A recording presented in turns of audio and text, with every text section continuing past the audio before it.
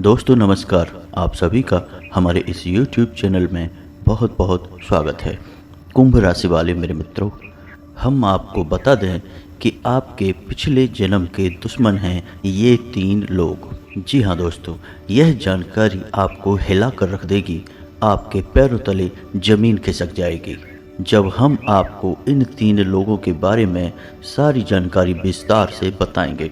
दोस्तों, आपकी जानकारी के लिए हम आपको बता दें कि इन 3 लोगों में 2 लोग आदमी हैं और 1 औरत है। जी हाँ दोस्तों, आपको जानकर आश्चर्य होगा कि ये तीनों लोग इस समय भी यानी कि इस जन्म में भी आपके साथ हैं। तो ऐसे में आपकी जिम्मेदारी बनती है कि आप इन 3 लोगों को अच्छी तरह से पहचान लें, क्योंकि प्यार और दुश्मनी ये 2 ऐसी भावनाएं हैं जो कई जन्मों तक इंसान का पीछा नहीं छोड़ती हैं। यानी आप समझने की कोशिश करिए कि जब कोई इंसान आपसे पिछले कई जन्मों से प्रेम करता आ रहा है तो इस जन्म में भी वह आपसे प्रेम किए बिना रह नहीं सकता। और ठीक ऐसा ही हिसाब दुश्मनी का भी होता है दोस्तों। जब कोई इंसान पिछले जन्म से आपसे दुश्मनी करता चला आ रहा है तो इस जन्म में भी वह आपका भला किसी भी कीमत पर सोच नहीं सकता है। अब इसमें आपके लिए डराने वाली बात यह है कि चाहे आपने उस इंसान के साथ इस जन्म में कभी कुछ बुरा किया हो या ना किया हो, तब भी यह इंसान आपको चैन से जीने नहीं देगा। आपके खिलाफ लगातार षड्यंत्र करता रहेगा, आपके लिए तरह तरह के जाल बुनता रहेगा। कहने का मतलब यह है कि आपकी ज़िंदगी नर्क बनाने की पूरी कोशिश करेगा। तो ऐसे में यदि आप इन लोगों को पहचान जाएं जो आपके पिछले जन्म के दुश्मन हैं, तो आप इनसे थोड़ा सावधान रहना शुरू कर देंगे, इनसे थोड़ी दूरी बना लेंगे, जिससे आप आने वाली कई बड़ी मुसीबतों से भी बच जाएंगे और आपका जीवन सुंदर और सुखमय बीतेगा। जी हाँ दोस्तों, तो बने रहिए वीडियो में हमारे साथ। वीडियो पूरा देखिए, शुरू से लेकर अंत तक वीडियो का एक एक भाग आपको विशेष जानकारियाँ देगा। जी हाँ दोस्तों, एक बड़ा ही अद्भुत और रहस्यमय ज्ञान आपको इस वीडियो को देखने के बाद प्राप्त हो जाएगा। साथ ही साथ दोस्तों, हम इस समय ग्रह गोचर के आधार पर आपके जीवन में क्या चल रहा है इस विषय पर भी आपको जानकारी देंगे। इसी के साथ साथ आपको यह भी बताएंगे कि वो कौन से 3 महत्वपूर्ण काम हैं जो आपको अभी जरूर करने चाहिए, जिससे आपके घर में माता लक्ष्मी का वास हमेशा के लिए हो जाएगा और आपकी जीवन भर की गरीबी दूर हो जाएगी। इसी के साथ साथ दोस्तों, हम वीडियो के अंत में आपको एक ऐसा महामंत्र देने जा रहे हैं जिसका एक बार उपयोग करके आप यह पता लगा लेंगे कि आपके ऊपर किसी ने किसी प्रकार की तांत्रिक क्रिया की है कि नहीं की है, कोई टोना टोटका या फिर नज़र आदि की बाधा आपके ऊपर है या नहीं है। क्योंकि जब आपको यह पता लग जाएगा कि आपके ऊपर किसी प्रकार की बाधा है, तो फिर आप उन बाधाओं से छुटकारा प्राप्त करने के लिए भी कोई ना कोई उपाय अवश्य कर सकते हैं और इनसे छुटकारा प्राप्त कर सकते हैं। जी हाँ दोस्तों, तो वीडियो बेहद ही खास है और आपके लिए ही बहुत महत्वपूर्ण जानकारियाँ लेकर आया है। तो वीडियो को पूरा देखिए और वीडियो में दिए जाने वाले ज्ञान को अच्छी तरह से समझने का प्रयास करिए और इसे अपने जीवन में उतारने की कोशिश करिए। जी हाँ दोस्तों, तो चलिए वीडियो की शुरुआत करते हैं। लेकिन इससे पहले आपसे एक निवेदन है कि माँ भद्रकाली के सच्चे भक्त माता को याद करते हुए कमेंट में जय माँ भद्रकाली लिख दें तथा वीडियो को लाइक भी कर दें। जी हाँ दोस्तों, माता की आपके ऊपर कृपा हमेशा बनी रहेगी। इसी के साथ साथ दोस्तों, आज का वीडियो शुरू करें इससे पहले आपसे एक निवेदन है कि कमेंट में जय माँ भद्रकाली रक्षा करो इस तरह से लिखें और सच्चे मन से भक्ति भाव के साथ माता को याद भी करें। दोस्तों, यदि आप ऐसा करेंगे तो माँ भद्रकाली की कृपा आपके ऊपर हमेशा बनी रहेगी, आपका उद्धार होगा। दोस्तों, हम आपको बता दें कि आपकी राशि का स्वभाव कुछ इस प्रकार का है कि आप अपने काम से काम रखते हैं। दूसरों की जिंदगी में क्या चल रहा है इससे आपको कोई फर्क नहीं पड़ता है। इसी के साथ साथ दोस्तों, आप दूसरों की अक्सर मदद भी करते रहते हैं। जो भी आपके पास किसी प्रकार की मदद मांगने के लिए आता है, चाहे वह रुपए पैसे की मदद हो या फिर किसी अन्य प्रकार की मदद, आप खुले दिल से उसकी मदद कर देते हैं। तो ऐसे में आपको ऐसा लगता रहता है कि आपका तो कोई दुश्मन होगा नहीं, क्योंकि आप तो सबको प्रेम करते हैं और सबकी मदद भी करते रहते हैं, तो दूसरे निश्चित ही आपसे प्रेम करते होंगे। लेकिन दोस्तों, हम आपको बता दें कि यह आपकी बहुत बड़ी भूल है। जी हाँ दोस्तों, कुछ लोग तो हैं जो आपसे प्रेम करते हैं, आपका सम्मान भी करते हैं, लेकिन कुछ लोग ऐसे भी हैं जो आपसे जलते भी हैं। आपका स्वभाव, आपकी आदतें, आपकी जीवन शैली बहुत से लोगों को जलाती है। उनको बिल्कुल भी यह पसंद नहीं आता कि आप इतनी अच्छी तरह से अपने जीवन को कैसे व्यवस्थित करके रखे हैं। जी हाँ दोस्तों, लेकिन हम आपको बता दें कि आपकी राशि के जातकों का स्वभाव कुछ ऐसा रहता है कि आपके मन में कितनी ही तकलीफ़ें हों, लेकिन आप बाहर किसी को यह जताते नहीं हैं और हर इंसान से आप अपना दुखड़ा रोते नहीं हैं। ये बात अलग है कि जिन पर आप विश्वास करते हैं उन्हें अवश्य ही अपने दिल की बातें कभी कभार बता देते हैं, वह भी आप भावनाओं में बहकर कर देते हैं। लेकिन सामान्य तौर पर लोगों को इस बात का कोई एहसास नहीं होता कि आप किन तकलीफ़ों से जूझ रहे हैं। उल्टा आपके चेहरे पर एक बहुत ही सुंदर सी मुस्कान हमेशा बनी रहती है, जो लोगों को हमेशा भ्रमित करती है और उन्हें ऐसा लगता रहता है कि इस इंसान के जीवन में तो कोई तकलीफ़ें हैं ही नहीं, और यदि छोटी मोटी तकलीफ़ें हैं भी तो यह इंसान कैसे इन तकलीफ़ों से लड़ पा रहा है, इसे कहाँ से ऊर्जा प्राप्त हो रही है। और इन सब बातों को सोच सोच कर ही लोग आपसे जलते रहते हैं। जी हाँ दोस्तों, और जब लोगों को जलन होती है तो वे फिर आपके खिलाफ तमाम प्रकार की प्रक्रियाएं करने लगते हैं। कभी कभी तो तांत्रिक प्रक्रिया भी आपके ऊपर आजमा देते हैं। इससे उनका तो कोई भला नहीं होता है, लेकिन आपका नुकसान अवश्य हो जाता है। दोस्तों, एक बात और कि आपके दुश्मन बाहर कम हैं, आपके अंदर यानी आपके अपनों में अधिक हैं। कहने का मतलब यह है कि आपसे सीधे तौर पर कोई भी लड़ने के लिए आ ही नहीं सकता है, क्योंकि आपका तेज इतना अधिक है, आपका प्रभाव इतना अधिक है कि लोग आमने सामने की लड़ाई आपसे कभी नहीं लड़ेंगे, लेकिन पीठ के पीछे आपके खिलाफ षड्यंत्र करेंगे, आपको परेशान करने की कोशिश करेंगे। और आपके दुश्मन आपके अपनों में ही अधिक होते हैं। जी हाँ दोस्तों, तो आज हम आपको बता दें कि वो कौन से 3 लोग हैं जो पिछले जन्म में भी आपके दुश्मन थे। हो सकता है कि आपके किसी कार्य से, आपकी किसी गतिविधि से ये लोग आपके पिछले जन्म में दुश्मन बन गए हों, लेकिन इन्होंने इस जन्म में भी आपका पीछा नहीं छोड़ा है। दोस्तों, प्रकृति का ऐसा नियम है कि यदि पिछले जन्म में आपका किसी से किसी प्रकार का नाता है तो इस जन्म में भी प्रकृति उसे आपसे किसी न किसी रूप में जोड़कर अवश्य रखती है। जी हाँ दोस्तों, जैसे कि यदि पिछले जन्म में किसी इंसान से आपका झगड़ा हुआ और बहुत अधिक झगड़ा बढ़ गया, यानी कि भावनाएं बुरी तरीके से चोटिल हो गईं, तो निश्चित तौर पर आप जानिए कि इस जन्म में भी वह इंसान आपके आसपास ही होगा। चाहे रूप बदल जाएगा, रिश्ता बदल जाएगा, लेकिन होगा आपके आसपास ही।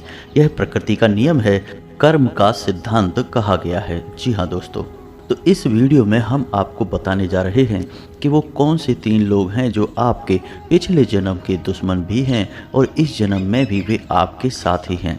दोस्तों, प्रकृति के नियम के अनुसार उन्हें आपके आसपास ही होना चाहिए, तो आज हम आपको उनके बारे में सारी जानकारी देने जा रहे हैं। वीडियो को ध्यान से देखते रहें। तो दोस्तों, हम आपको बता दें कि हमारे आसपास हमारे रिश्ते नातों में ही कुछ लोग ऐसे होते हैं जो चाहे अनचाहे आपका किसी न किसी प्रकार से नुकसान अवश्य कर देते हैं, चाहे उनकी मंशा आपको सीधे तौर पर नुकसान पहुंचाने वाली हो या ना हो। जी हाँ दोस्तों, तो ऐसा ही कुछ आपके साथ भी हो रहा है। जिस इंसान की दुश्मनी आपसे पिछले जन्म से बनी हुई है, यानी कि आपकी आत्मा पर कर्म का यह बंधन बंधा हुआ है, जिसे खुलना बहुत आवश्यक है। तो जब वह इंसान आपके नज़दीकी आपके रिश्तेदारों में होगा तो वह इंसान आपको चाहे अनचाहे ही किसी न किसी प्रकार की तकलीफ़ें अवश्य देगा। ऐसा आपके साथ पहले भी हुआ है। आपके किसी रिश्तेदार ने या फिर आपके किसी बहुत ही अपने खास इंसान ने आपको बिना किसी बात के तकलीफ अवश्य दी होगी, चाहे वह नुकसान आपके रुपए पैसे का हो या फिर भावनात्मक तौर पर आपको परेशान किया हो, लेकिन हुआ ऐसा अवश्य है। तो दोस्तों अब ध्यान से सुनिए, हम आपको बता दें कि वो 3 कौन से लोग हैं जिनसे आपको थोड़ा सा सावधान रहना है, बच कर रहना है। दोस्तों ऐसा नहीं है कि वह सीधे तौर पर आपसे दुश्मनी मोल लेंगे, आपसे लड़ाई करेंगे, लेकिन उनके कर्म ही कुछ इस प्रकार से प्रभावित हो जाएंगे कि वे आपको नुकसान पहुंचाएंगे। जी हाँ दोस्तों, तो ध्यान से सुनिए, वृश्चिक राशि की महिला। जी हाँ दोस्तों, आपके आसपास आपके रिश्ते में एक वृश्चिक राशि की महिला है जो आपको किसी न किसी रूप में हानि अवश्य पहुंचाएगी। हो सकता है कि उसने पहले भी आपको किसी न किसी प्रकार की हानि अवश्य पहुंचाई हो और आगे भी वह आपको परेशान ही करेगी। दोस्तों ऐसा नहीं है कि सीधे तौर पर वह आपसे लड़ेगी या दुश्मनी मोल लेगी, लेकिन उसके कर्म ही कुछ इस प्रकार से प्रभावित होंगे, प्रकृति उन्हें कुछ इस प्रकार से तय करेगी कि आपको परेशानी उत्पन्न होगी। ठीक इसी प्रकार तुला राशि का एक इंसान है, एक आदमी है जो आपके अपनों में ही शामिल है और आपका पिछले जन्म का दुश्मन है। जी हाँ दोस्तों, आपको उससे भी थोड़ा सा सावधान रहना है। इसी प्रकार सिंह राशि का भी एक इंसान है जो आपके पिछले जन्म का दुश्मन है। जी हाँ दोस्तों, अब आपको करना क्या है, जब आप अपने आसपास देखेंगे और आपको पता लग जाएगा कि यह इंसान है, तो फिर आपको उस इंसान के पिछले कर्मों को याद करना है कि जब जब वह इंसान आपके नज़दीक आया, आपको किसी न किसी प्रकार की परेशानी अवश्य हुई थी, तो आगे भी आपके साथ ऐसा ही होने वाला है। यानी कि इन 3 राशि वाले इंसानों के साथ आपका बहुत अच्छा अनुभव नहीं रहा है, चाहे आपका इनसे रिश्ता कोई भी बना रहा हो, चाहे ये आपके भाई बहन हों या फिर किसी और प्रकार के नाते रिश्तेदार, लेकिन आपका इनके साथ संबंध या अनुभव अच्छा नहीं रहा है। जी हाँ दोस्तों, तो ऐसे में आपका दायित्व यह बनता है कि अब आप इन लोगों से सोच समझकर बर्ताव करें, ज़्यादा से ज़्यादा इनसे दूरी बनाने की कोशिश करें। हम यह नहीं कह रहे कि आप इनसे दुश्मनी मोल ले लें या बिना किसी बात के झगड़े करें, लेकिन आप मन ही मन थोड़ा सा सतर्क रहें, क्योंकि ये इंसान जब भी ज़रूरत पड़ेगी पहले अपने बारे में सोचेंगे, आपके बारे में सबसे आखिरी में सोचेंगे। ऐसे में आपका नुकसान अवश्य हो जाएगा। आपको किसी न किसी प्रकार की, चाहे वह आर्थिक हो चाहे वह भावनात्मक हो, चोट अवश्य लगेगी। और हम आपको बता दें कि आप इन लोगों को सीधे तौर पर दोषी भी साबित नहीं कर पाएंगे, क्योंकि इनका ऐसा कर्म प्रकृति ने ही निर्धारित किया है और आपकी आत्मा पर बंधे हुए कर्मों को खोलने के लिए ही इन्हें आपके नज़दीक इस जन्म में भी भेजा गया है।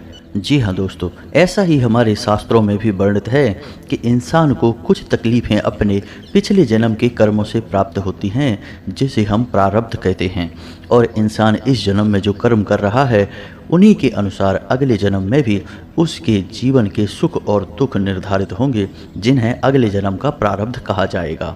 जी हाँ दोस्तों, तो उम्मीद है कि आपको ये सारी बातें अच्छी तरह से समझ में आ गई होंगी। अब हम आपको बता दें कि वो कौन से 3 काम हैं जो आपको अवश्य ही करने हैं, जिससे इस समय ग्रह गोचर के आधार पर आपके घर में या आपके जीवन में रुपए पैसे को लेकर तकलीफ़ें दूर हो जाएंगी। जी हाँ दोस्तों, तो वह पहला काम हम आपको बताएं कि आपको दिन में कभी भी, चाहे आपको जब भी समय प्राप्त हो, कुत्ते को रोटी अवश्य खिलाना है। जी हाँ दोस्तों, यह आपके लिए बहुत ही आवश्यक है, क्योंकि आपके ऊपर चाहे अनचाहे पितृदोष लग ही जाता है। आप चाहे कितने ही उपाय कर लें, लेकिन पितृदोष से आपको मुक्ति प्राप्त नहीं हो सकती है, ऐसा आपका कुछ प्रारब्ध है। तो इसके लिए आपको कुत्ते को रोटी अवश्य खिलानी चाहिए, ना केवल इन 3 दिनों तक, बल्कि जब भी आपको मौका लगे आप कुत्ते को संतुष्ट करें। इससे आपके पितृ पूर्वज शांत हो जाएंगे और आपके जीवन की बाधाएं भी समाप्त होंगी। और दूसरा कार्य कि आपको अपने घर के उत्तर पूर्वी कोने में, जिसे हम नॉर्थ ईस्ट कॉर्नर कहते हैं, उस कोने में हरे रंग का एक बल्ब जलते छोड़ देना है। जी हाँ दोस्तों, 24 घंटे इस बल्ब को आप चालू करके छोड़ देंगे, इसे बुझना नहीं चाहिए। ऐसा आप क्यों करेंगे? क्योंकि यदि आपके घर में किसी भी प्रकार का वास्तु दोष है तो वह आपको ज़रूर परेशान करेगा, आपके जीवन में तकलीफ़ें खड़ी करेगा। तो आपको वास्तु दोष से मुक्ति प्राप्त करने के लिए यह उपाय करना होगा। यह बहुत ही शक्तिशाली उपाय है और यह किसी भी प्रकार की वास्तु दोष से जुड़ी हुई नकारात्मकता को आपके जीवन से दूर कर देगा। जी हाँ दोस्तों, अब तीसरा कार्य जो आपको करना है वह यह है कि आपको जब भी मौका लगे गाय को हरी घास खिलानी है। अगर बुधवार के दिन खिला सकते हैं तो सर्वोत्तम होगा, क्योंकि ऐसा करने से आपके आमदनी के स्रोत बढ़ेंगे, आपका बुध मजबूत होगा।